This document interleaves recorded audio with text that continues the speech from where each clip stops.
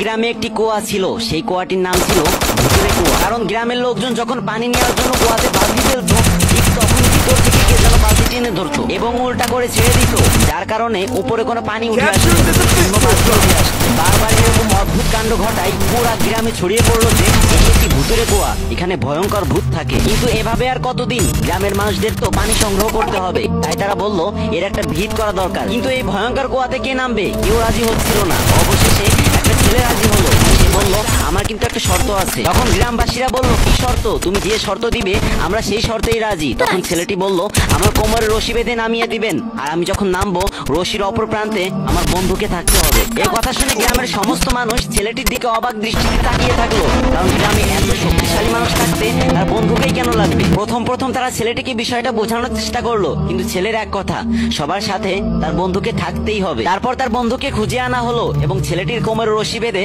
তাকে কুয়ার ভিতর নামিয়ে দেওয়া হলো এবং কুয়ার ভিতর সে গিয়ে দেখলো একটা বানর বসে আছে। এই বানরটি এতদিন বালতি উল্টিয়ে দিত। ছেলেটি বানরটিকে কাঁধে বসিয়ে সবাইকে উপর থেকে রশি টানার নির্দেশ দিল। বানরটি তো যুবকের কাঁধে ছিল, এজন্য স্বাভাবিকভাবে প্রথম দৃষ্টিগোচর হলো বানরের ভয়ঙ্কর চেহারা। হঠাৎ করে এরকম কালো কুচকুচে চেহারা দেখে সবাই ভাবলো ভূতটা মনে হয় উঠে আসতেছে। অমনি সবাই রশি ছেড়ে দিয়ে যে যার মতো দৌড়াতে লাগলো, কিন্তু একটা মানুষ রশি ছাড়লো না। সে হলো ওই ছেলেটির বন্ধু। বহু কষ্টে সে তার বন্ধুকে টেনে উপরে তুললো, ফলে তার বন্ধু নিশ্চিত মৃত্যুর হাত থেকে বেঁচে গেল। তখন সবাই বুঝতে পারলো যে ছেলেটি কেন তার বন্ধুকে রশি ধরার কথা বলেছিল। কারণ এই পুরা পৃথিবীতে বাবা মার পরে কেউ যদি কাউকে জীবন দিয়ে ভালোবাসতে পারে, সেটা হচ্ছে ওই হারামি বন্ধু।